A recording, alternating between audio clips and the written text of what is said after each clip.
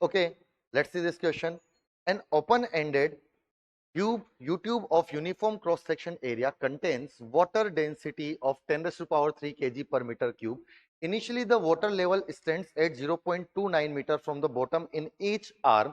बोला गया कि initially 0.29 मीटर का कॉलम है. अगर हम लोग इसका डायग्राम बनाएं तो बेसिकली हम लोग ऐसा बोल सकते हैं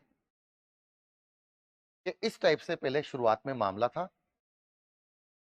इस टाइप का एक यूट्यूब था जिसमें कोई तो फ्लूइड यहां पर हमने फिल आउट किया हुआ था,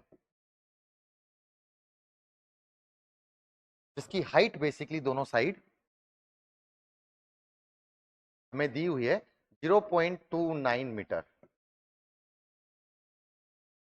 ठीक है, ओपन एंड यूट्यूब है, क्रॉस सेक्शन एरिया हमें दिया हुआ है, एरिया की वैल्यू दी हुई है, एरिया है, अच्छा एरिया नहीं दिया हुआ, यूनिफॉर्म क्रॉस सेक्शन है, डेंसिटी हमें दी हुई है 10 raise to power 3 kg per metre cube. जो शुरुआत में फ्लूइड भरा हुआ है, initial the water level to 0.29 metre from the bottom in each arm. Kerosene oil a water immiscible liquid. Water immiscible का मतलब है ऐसा लिक्विड जो वाटर में मिक्स ना हो. अगर ऐसा एक केरोसिन ऑयल जिसकी डेंसिटी हो 800 kg पर मीटर क्यूब, मतलब कि वो वाटर के ऊपर फ्लोट करेगा, is added to the left arm until 0.1 metre as shown in the systematic diagram below.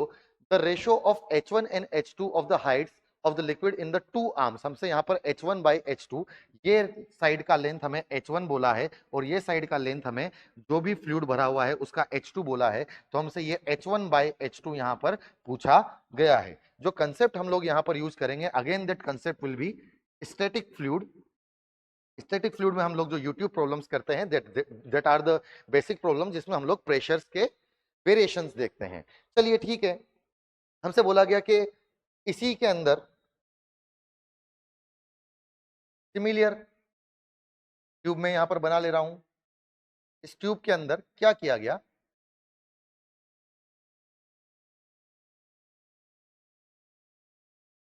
इसके ऊपर कुछ तो ऐसा मानिए कि 0.1 मीटर की हाइट में अपन ने केरोसिन ऑयल भर दिया.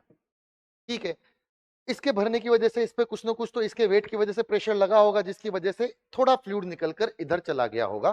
तो मान लेते हैं कि कुछ तो फ्लूइड जो यहां गया वो कुछ तो एक्स्ट्रा एक्स हाइट यहां पर गया. तो यहां पर अब जो हाइट होगी वो 0.29 अपॉन एक्स हो गई. और यहां पर जो सेम फ्लूइड जो बचा है उसकी इनिशियल हाइट थी 0.29, जिसमें से कुछ एक्स उधर चला गया. तो यहां पर इस वाले फ्लूइड की जो हाइट बची है that will be 0.29 minus x, जिसकी डेंसिटी है 10 रेज़ टू पावर 3 और इसकी डेंसिटी दे रखी है हमें 800. हमने यहाँ पर दो पॉइंट कंसीडर कर लेते हैं, पॉइंट ए और पॉइंट बी, क्योंकि दोनों सेम हॉरिजॉन्टल लेवल पे हैं. यहाँ पर ए से बी की तरफ कोई फ्लो नहीं हो रहा है, मतलब दोनों के अंदर कोई प्रेशर डिफरेंस नहीं होगा. मतलब ए पॉइंट का pressure should be equal to B point का प्रेशर. तो हम ए पॉइंट का प्रेशर और बी पॉइंट के प्रेशर को यहां से लिखना चालू करते हैं. ऊपर की तरफ यहाँ पर होगा एटमॉस्फेरिक प्रेशर दोनों तरफ. तो यहां से अगर मैं प्रेशर लिखना चालू करूं तो मैं लिखूंगा पी नॉट प्लस 800 की डेंसिटी वाला इनटू जी. जी की वैल्यू यहां पर 10 ले लेते हैं. कितनी हाइट तक है, 0.1 मीटर की हाइट तक है. उसके बाद 1000 की डेंसिटी वाला इनटू जी इनटू कितनी हाइट तक है, 0.29 माइनस एक्स हाइट तक है.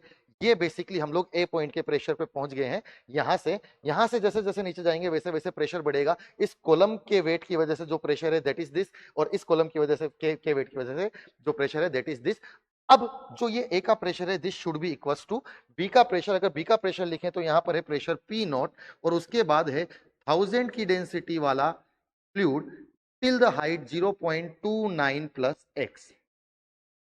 चलिए, अब यहां पर हमारे पास एक इक्वेशन आ जाती है जो कि basically in the terms of x है. अगर मैं यहां से पी नॉट से पी नॉट कैंसिल आउट कर दूं, यहां पर 2 जीरो और 1 जीरो, और या फिर ऐसा करते हैं यहां से 2 जीरो, यहां से 2 जीरो और यहां से 2 जीरो हम लोग कैंसिल आउट कर देते हैं. और बेसिकली यहां पर बच जाएगा कितना, 0.1 इंटू 8 मतलब 0.8 इंटू 10, मतलब यहां पर बच गया यहां पर 8.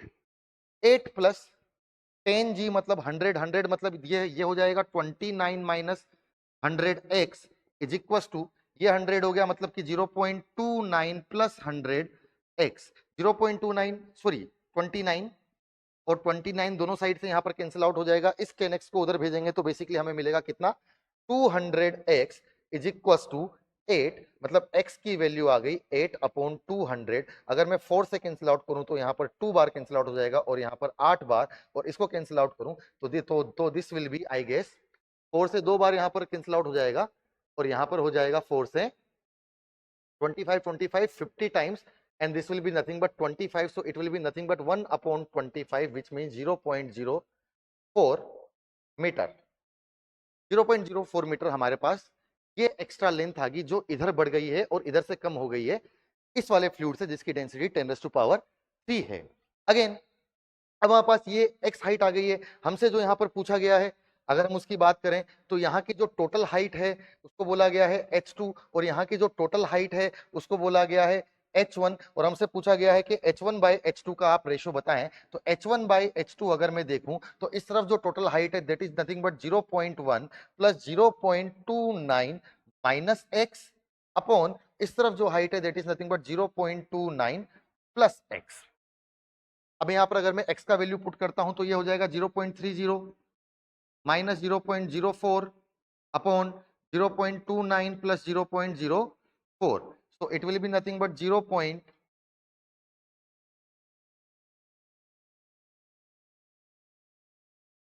I guess this will be 0.39 minus 0.04 मतलब कि 0.35, और यहां पर हो जाएगा 0.33। दोनों साइड से डेसिमल कैंसिल आउट होंगे तो h1/h2 का जो रेशियो हो जाएगा दैट विल बी 35/33, जो कि अगर हम देखें, अगर हमारे पास ऑप्शन में दिखता है तो ऑप्शन नंबर बी यहां पर हमारा करेक्ट आंसर होना चाहिए, which is the ratio of H1 and H2, जो कि हमने स्टैटिक फ्लूइड के प्रेशर डिफरेंस के या प्रेशर का वेरिएशन किस तरीके से होता है उस फॉर्मूले से हमने पता किया है।